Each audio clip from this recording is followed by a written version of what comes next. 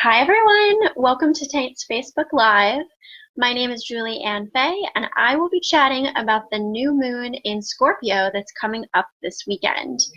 Let me just double check that I'm going live over here.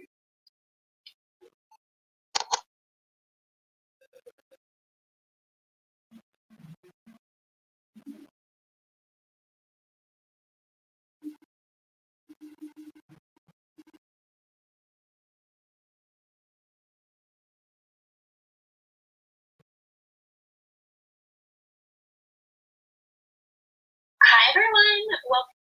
All right, looks good. So, if you're just joining me for the first time, if you're watching this on replay on my Facebook business page, welcome. If you're watching this on my YouTube, welcome. Whoops. All right, so, technology is starting to get a little bit funky. We're getting closer to the next Mercury retrograde, and I can definitely tell that things are starting to get a little bit wonky already. But I've got the chart up here for this new moon in Scorpio. And I also was feeling called to talk about a couple of things with a specific planet. So time permitting, I'll get into that. If you're here watching, please drop a comment in the chat so that I can know that you're here and say hello. And if you have any astrological questions more generally, I'll be happy to answer them in the chat. So feel free to let me know if you're here watching. And let's just get right into it. So we have a new moon in Scorpio on October 27th, and this is at 4 degrees of Scorpio, around 11:38 p.m. So I'm interested in this as well for myself because 4 degrees is very close to my ascendant. My ascendant is at 29 degrees of Libra, so this is within a 5-degree orb of my ascendant, this new moon. So I'm excited for what it's bringing into my life. I know that this week in particular, my energy has been starting to pick up again after kind of definitely a lull that I was going through in Libra season, and I definitely am attributing this to moving into Scorpio season for sure. So I'm excited for this new moon, and if you're new to kind of new and full moons, we pretty much have a cycle of one new and one full moon every month. Some months, occasionally, we may have more than two, but typically you'll find that if there's an extra one, it's snuck in like close to the end of the month or at the beginning of the month or something like that. And new and full moons run in cycles every 2 weeks. So what I usually advise to people is that as we're approaching a particular new or full moon cycle, like when I do my customized moon reports for my clients, I will advise them that they'll begin to feel the energy of that specific new or full moon up to a week before and then a week after. And I would say it takes a full 2 weeks to integrate the messages of that new or full moon and what it brought up for you until we get to the next new or full moon cycle. Because the moon moves very quickly every 2 to 2.5 days, the moon changes signs quickly, right? So these transits, when you are being affected by a new or full moon, it is a shorter transit that you're under, but it can still be very powerful, especially if you are very ruled by the moon. So myself, my ascendant and my moon sign are in the same sign. So I am very ruled by the moon. And the moon is also, my moon is in my 12th house, which is a very psychic, spiritual, heavily empathic house. So I'm very sensitive also to the cycles of the moon. So you know, as you get to know more about your chart, whether it's through your own research or working with a professional astrologer like myself, you'll begin to just understand deeper underpinnings about how the moon affects you, you know. And what did I want to say there? Something else? Maybe not. So without further ado, I have pre-done the chart for this new moon in Scorpio. So let's take a look at what's going on. And I've run this chart for just in general New York. So this is, if you do live in the Northeast close to New York, this will be a very, really appropriate chart because it'll be like exactly based on your location. If you're somewhere else in the world, obviously this is still going to be relevant to you because I'm going over major planetary influences. You're just going to not take stock of like the ascendant, descendant, midheaven, IC, and the house systems, because that is specific to definitely time, but also location. So a new moon is when we have the sun and the moon together, and we can see that here with Scorpio. So the sun moved into Scorpio earlier this week. I'm recording this for you on Thursday, and this happened very recently. So I believe just yesterday, the sun moved into Scorpio. We can actually double check that by putting transits on this chart.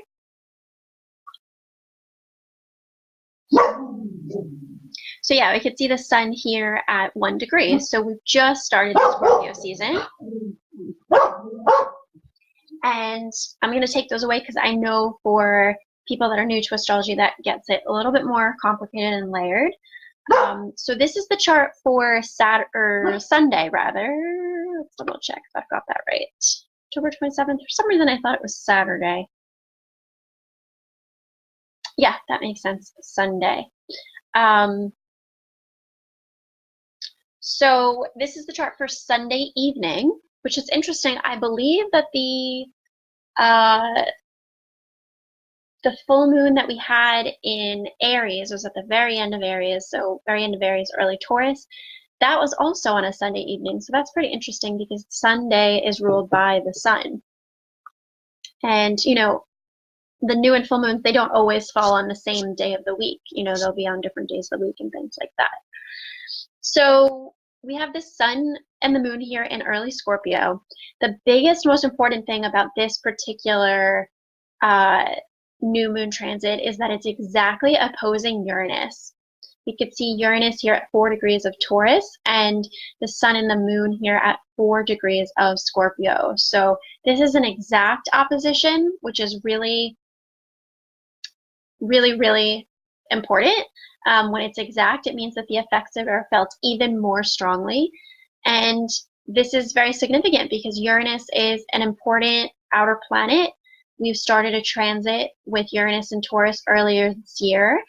And I had a feeling that I was going to be talking about some Uranus stuff. So I've actually pulled up some extra links to share with you guys about Uranus and Taurus, because this is probably one of the most important aspects of this chart, along with I would say also Mars square Saturn, because Mars at 15 degrees of Libra here is actually exactly same degree, 15 and 15, squaring Saturn.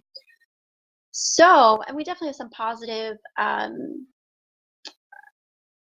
well, this is a trine here, but this is also a very wide orb. So Chiron at 2 degrees of Aries, and Mercury and Venus, Venus, Mercury at the end of Scorpio.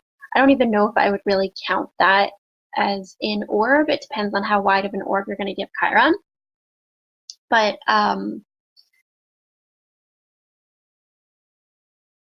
yeah, it's funny. This chart is quite sparse in that there's not a lot of other aspects going on, but those aspects that are going on are pretty noticeable and intense. So definitely an interesting new moon, which intensity is what Scorpio is all about. So it's, you know, kind of in alignment. This chart is very black and white, if you will. If we compare this chart to some of like the other charts we had for some of the transits with like Virgo and Pisces around that time, like the new and full moons in Virgo and Pisces, in, you know, around end of August into September, those were very mutable energies. So the chart was very busy. There was a lot going on. You know, this chart is much more focused. It's very clear what it's about. And this will be a very black and white type of new moon. You will either be loving it or you will be hating it, you know? And that's traditionally how Scorpio is. It's very like heaven and earth, heaven or earth, you know?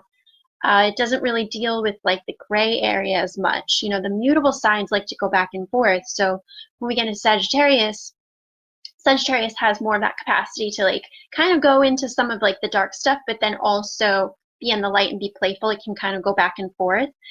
And then when we get into Capricorn, it's much more focused on hard work and just not necessarily like exploration anymore, but more so putting what you've explored and learned now to work, you know.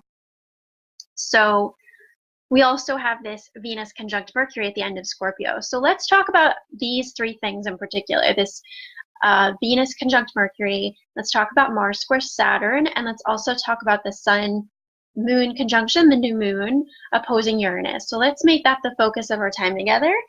And like I said, if you're here watching live, definitely drop a comment so that I can know that you're here. I love when people can make it on live, but most people catch this on replay. So if you're watching this on replay, it absolutely holds true for whenever you're getting a chance to watch it. So this Mercury conjunct Venus in Scorpio. So let's kind of examine each of these planets and whether or not they like being in this place. So Venus in Scorpio is not necessarily the best placement for Venus because it's certainly a more alluring and kind of, we could use the word spicy kind of Venus. It's a more intense Venus, you know. People that have Venus in Scorpio, you can be very drawn into them, you know, but it's different. So Venus is considered exalted in Taurus, the opposite sign of Scorpio. That's kind of brings that like voluptuous, beautiful body, beautiful taste, beautiful things of the earth kind of energy, which is what Venus likes. Venus is at home in Venus is at home in Taurus and Libra. Venus in Scorpio then is at the opposite of where it would prefer to be in Taurus, right? So it's definitely this kind of more intense, cutthroat type of energy. But we want to look at, okay, so what rulership does Scorpio embody? And it embodies Mars and Pluto. So the interesting thing about Venus in Scorpio is that, you know, I always like to say that there's something for everyone, right? So I think that there are plenty of people that would tell you that they love a Venus in Scorpio. You know, I myself, I'm a really strong Virgo, but Scorpio is my first house, and I love Scorpio energy. I just really do. Also, Pluto's in my first house, close to my ascendant, so I'm pretty Plutonic, and that might be why I also really love Scorpio energy. But I think that this energy, this type of Venus is very hot or not. You know, this type of Venus is like, I'm down for that, I'm not down for that. You know, like I like you, I don't like you. It's pretty direct and explicit about what is cool, what it's on board for and what's not on board for, which to other people can be perceived as harsh or jarring because Venus, thinking again about where it's at home, is in Taurus, which is about that sensuality, those pleasures of life, the softness, the roundness of life. Scorpio energy is more cutting energy. It's like sharp angles, it's edgy, you know. And then if we also think about Venus being at home in Libra, Libra rules the ability to weigh things out and make informed, balanced decisions. So people that have Venus in Libra, well, they have an exalted Venus, and that's because it gives them this ability to kind of weigh things out before they make harsh judgments and maybe push people away or cut people off, which could be very, very much things that happen if you have a Venus in Scorpio. You could be quick to cut people off, or you could be quick to kind of bring some of those Plutonic elements, which include like deeper research or like paranoia about like manipulation or the subconscious, wanting to explore like these really deep realms about what's going on or what people are thinking. And that can be a positive asset. Research is a positive thing, but anything that is positive, you can't have too much of. So if you're too much into research, you can also bring in this like stalking element or like this very penetrating element, you know, that starts to like really start to take you away from being in the moment, being loving and playful, which is what Venus would prefer to be in, which is Libra and Taurus, right? So that's kind of like a broad overview about Venus and Scorpio. So you might be finding that the energy right now is a lot about research. It's a lot about making black and white decisions. You know, you might find yourself, especially with Venus conjunct Mercury, this brings everything that I talked about, but with Mercury and Scorpio, it's bringing it in the way of doing that research of the mind. So this combination together, Venus and Mercury together in Scorpio, definitely when it comes to relationships, this is bringing up a lot of clear boundaries in relationships and possibly cutting people off or severing ties with people in terms of relationships. Really just, you know, understanding that some things gotta go. Now, what's interesting is that we will be approaching a Mercury retrograde soon, and that will be in Scorpio. So Mercury is going to go retrograde actually on Halloween. and it's going to start its retrograde at 27 degrees, and it will be retrograde until November 20th. So about 3 weeks there, and it's going to go retrograde all the way back to 11 degrees of Scorpio. So, whoops, wrong spot. So if we are examining this quality, what I could say is that with this Mercury retrograde, it's going to become more amplified. You know, with the Mercury retrograde, it's going to be forcing you to kind of go back over. It's like you turn the page, but the Mercury retrograde is going to make you go back and reread the page and say, okay, what is it that I need to detoxify, cut out, create better boundaries with? It's going to bring in a lot of discernment energy, discernment of the mind, and discernment of who you're connected to. So you might be finding that you're a little bit more cutthroat about decision making or relationships around this time, especially now with the new moon in Scorpio and then moving into, you know, this retrograde. So I would say effectively for the next month, really, because this new moon is going to start bringing that energy in, and then the Mercury retrograde is going to amplify it. We'll be under this spell of being a lot more black and white about things, being a lot more discerning about boundaries.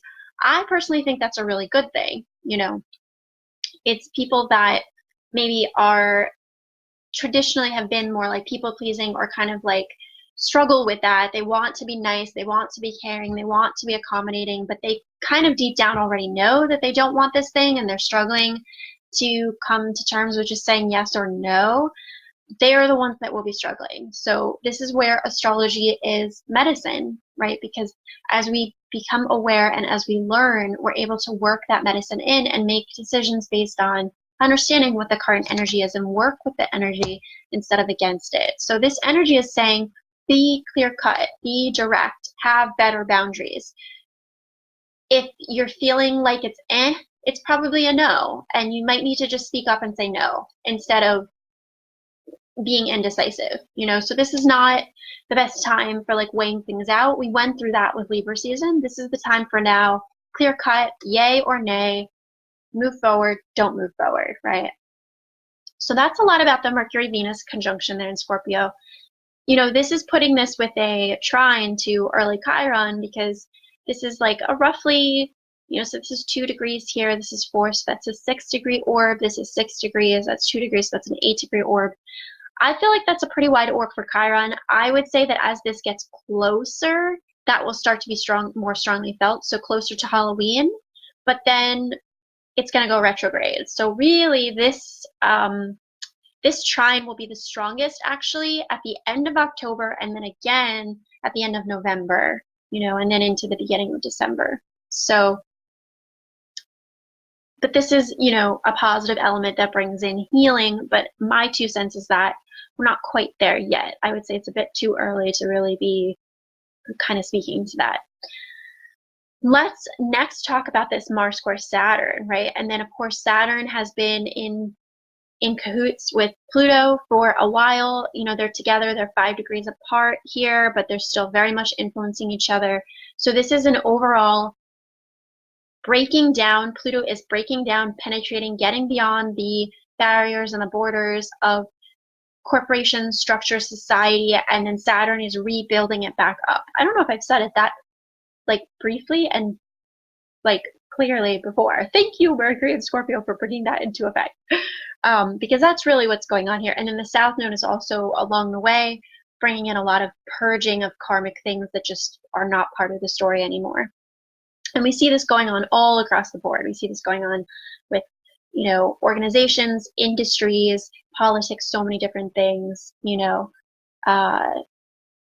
so many things, right? Like the food industry, even looking at something like healthcare. I think I saw something recently where there are more and more organizations coming up that are providing alternatives to like traditional healthcare systems, right? So if you think of healthcare as like a Capricornian, like a corporation, like this whole thing that exists, this structure that exists, it's breaking it down and rebuilding it back up and letting go of the parts of it that just aren't functional anymore, you know, and maybe doing it in a way that's better to provide more equal access to people of all income levels and different things. So let's talk about this Mars square Saturn. So Mars square Saturn can provide energy that feels a little bit like a Mars retrograde, or if you're not very sensitive to retrogrades, it might even feel to you like a Mercury retrograde, where you are taking initiative on things, but finding that as you approach it, it's like you take 3 steps forward and you kind of get knocked down a bit and you have to go 5 steps back, and you have to kind of like make readjustments and then approach it again. So Mars is willful energy. It's like Aries, let's go, let's do it, right? And Saturn is slowing down energy. It's literally Father Time, Chronos. It literally rules time. It also rules boundaries. Saturn is the farthest planet we can see with the naked eye. So putting boundaries upon Mars, Mars doesn't really like that. Interestingly, though, Mars actually likes being in Capricorn, but it doesn't like being squared by Saturn. They are similar energies, but different. So here, Mars is in a different energy. It's in Libra, which is actually not a good place for Mars. Mars would prefer to be in Aries, its actual home place. So already Mars is like kind of unhappy here because this is a bit of waffling energy. This is like that indecision energy, which, as I just talked about, Mercury and Venus are not down for the indecision right now. They've already left Libra. They're past that point, you know. So Mars is like really wanting to move forward and go. It's having a little bit of trouble with that as is, because it's in Libra, which likes to weigh things out. And Mars doesn't want to weigh things out. It wants to just take action, right? So Mars was already dealing with that. And then having it exactly for Saturn is like more frustration on Mars of, hey, I want to go, I want to move forward, but there's some restructuring we've got to do here first. Like, oh, I thought we were going to start the race at this time, but actually we're going to start the race at this time, and what are you going to do with the extra time now? Or, hey, you thought that you were going to do this, you were going to run this lap, you know, this many times, but actually we realized that you need to do a longer warm up to, you know, support your muscles better. So we're going to put that in first before you start running those laps. It's like things that slow you down in terms of your action and your drive and your divine masculine energy, but it is for a purpose to, especially as we have Pluto here, provide more power and more structure to the story. So you might be finding that with this new moon on Sunday that there could be frustrations that come up with this Mars square Saturn, where you want to do something now, but you're frustrated because there are blocks or limitations that are preventing you from being able to take action on it right now. You might have to wait, or there might be something you have to redo, you know. But interestingly, because Mars is already in Libra, it's kind of like already dealing with that. So you might feel like this is more of the same, or you might feel like it's like too much frustration, you know. Especially if you've been fighting the Mars in Libra, this is going to add even more fuel to that, and you'll really, really feel it. So as you find these scenarios coming up where you want to take action and there's some type of block or some type of delay, you have to just remind yourself that this is what the energy is about and that it's just part of the story, and you have to be patient with yourself. Patience is definitely the medicine here with this Mars square Saturn. Patience with yourself that you are going to get what you want. It is going to come into form. It's just that there's some restructuring that has to occur first, and you have to be patient in the process of that. You know, to give you guys an example, I've been redoing my website, and it is a very long, tedious process because I'm doing it all by myself and it's in great detail. So everything about it is all on me, the graphic design, the copywriting, the layout, everything, right? And I was making really good progress on it, and I even had set up these benchmark days of when it was going to be this page and that page and that page and so on. And I realized, you know, recently that there's other layers, like without getting into super detail, but there's other layers of things even beyond what I was doing that I have to factor in to the tagging of the project. So that's like very Mars square Saturn. You know, it's like I'm ready to go, but Saturn's like, but wait a minute, you need to do this and you need to do that first before we can move on to the next piece of the story. So it's stuff like that, you know. And then with Mercury retrograde starting, that's going to bring this element of little technology things or wonky things coming up like that and having to redo things or re-clarify things. But probably by the time we get into the Mercury retrograde, Mars will be farther along. Let's actually go and look at that. So we said Mercury was going to go retrograde on Halloween. Let's put these transits in and see where Mars will be.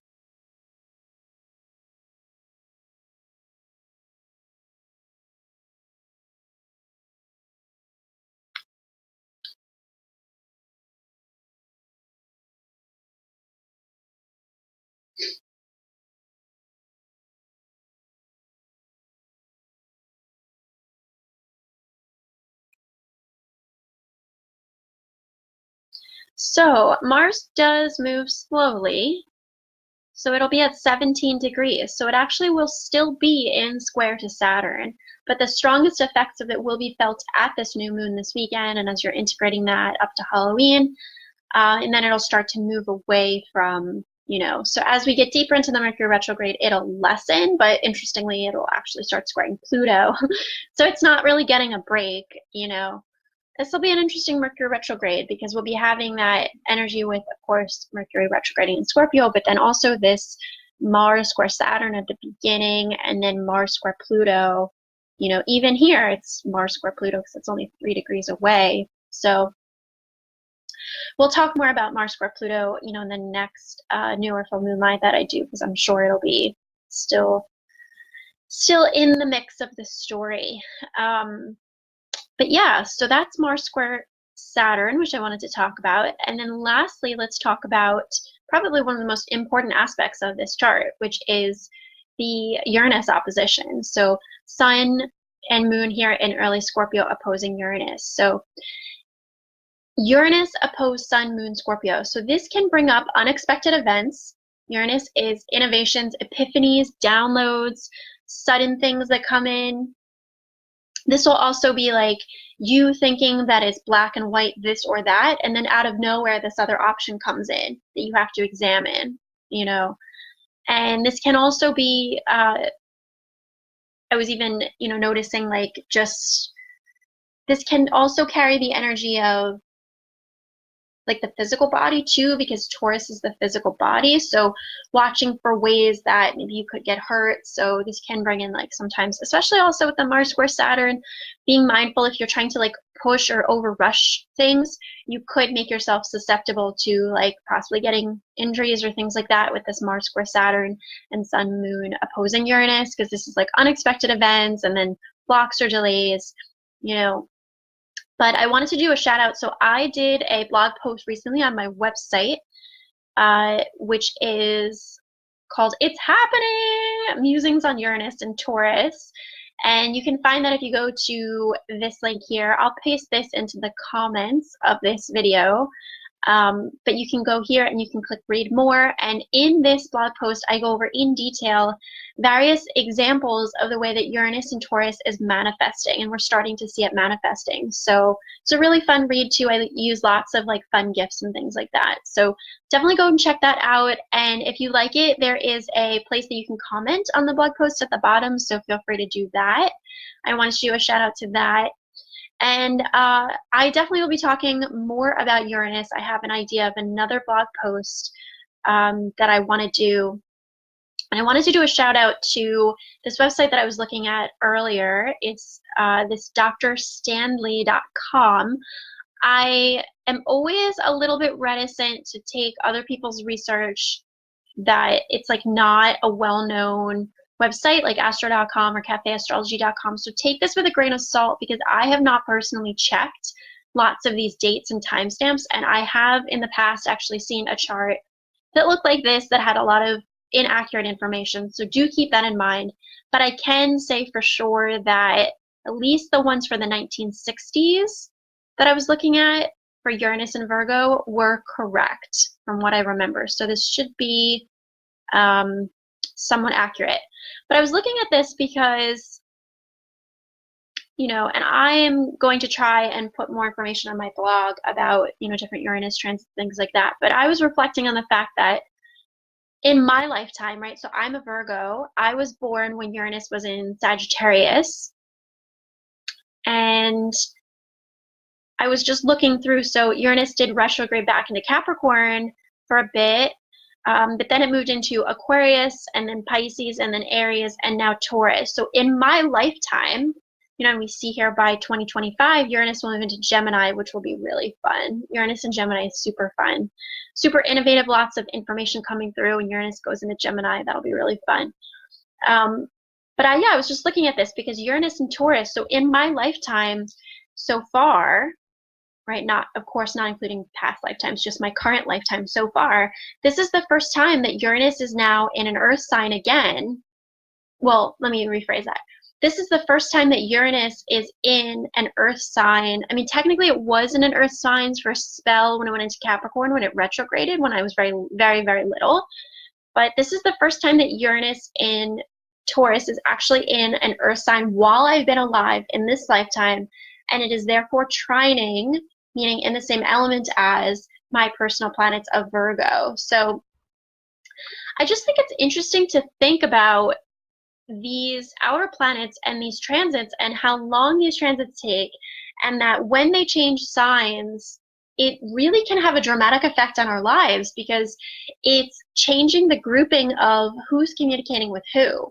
So if you think about this, right, so kind of showing you guys on the chart quickly, when I was born, Uranus was in very late Sagittarius, and oh, look at that.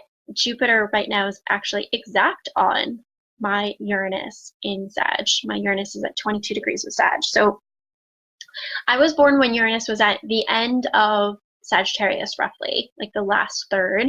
So Uranus, for the time I've been alive, has moved through the end of Sag through, so maybe that's not true.